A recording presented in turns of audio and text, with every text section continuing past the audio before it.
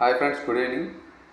Dear polytechnical students, ఇప్పుడు polytechnical exam POLYCET అనగా 10-14 రోజుల్లో దగ్గరలో ఉంది కాబట్టి మీ అందరూ 10th క్లాస్లో ఏదైతే రన్నింగ్ నోట్స్ రాసుకున్నారో, ముఖ్యంగా ఫిజిక్స్, మ్యాథమెటిక్స్, కెమిస్ట్రీ ఈ 3 సబ్జెక్టుల పైన మీరు కొద్దిగా అవగాహన కల్పించుకోవాలి. ఎందుకంటే మీరు రాసుకున్నటువంటి రన్నింగ్ నోట్స్లో ఏదైతే ఉందో ఆ మెటీరియల్ మళ్ళీ మీరు ఫిల్టర్ చేసుకొని దాని కీ పాయింట్స్గా మీరు రన్నింగ్ నోట్స్ని మళ్ళీ ప్రిపేర్ చేసుకోవాలి. ఎగ్జామ్ దగ్గర పడుతుంది కాబట్టి మీరు డిస్క్రిప్షన్ మొత్తం చదివి టైం వేస్ట్ చేసుకునే బదులు కీ పాయింట్ని మీరు ఫిల్టర్ చేసి రాసుకుంటే మీరు చదువుకోవడానికి చాలా సింపుల్గా ఉంటుంది.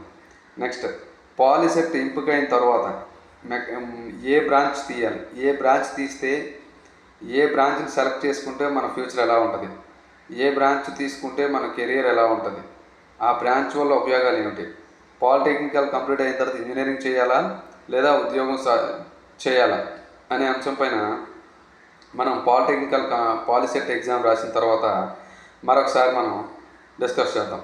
Okay, anyway all the best. ప్రతి నిమిషం కూడా చాలా ఇంపార్టెంట్ కాబట్టి మీరు ఈ రోజు నుంచే మీరు మ్యాథమెటిక్స్, ఫిజిక్స్, కెమిస్ట్రీ పైన మరికొంచెం ఫోకస్ పెట్టి మీరు ఫిల్టర్ చేసుకోవాల్సిందిగా నా గమనిక. ఓకే, ఫిల్టర్ చేసుకొని టైం వేస్ట్ చేయకుండా మీరు రాసుకునే ప్రతి కీ పాయింట్ ఒక ఆబ్జెక్టివ్ టైప్లో తయారు చేసుకోండి. అలా ఆబ్జెక్టివ్ టైప్లో తయారు చేసుకొని మీరు ఎగ్జామ్ అటెంప్ట్ చేసే రోజున మీకు వస్తే వచ్చినట్టు అటెంప్ట్ చేయండి, రాకపోతే అక్కడితో అది విడిచిపెట్టండి. అలా విడిచిపెట్టడం వల్ల నెగిటివ్ మార్క్స్ ఉంటాయి కాబట్టి మనకి మార్క్స్ పర్సంటేజ్ అనేది తగ్గకుండా ఉంటుంది అనమాట. సో ఏంటంటే నాకు ముఖ్య గమనిక ఏంటంటే పాలిసెట్ తర్వాత ఏం చదవాలి, ఎలా చదవాలి అనే అంశం పైన మళ్ళీ మనం మాట్లాడదాం. Okay, thank you.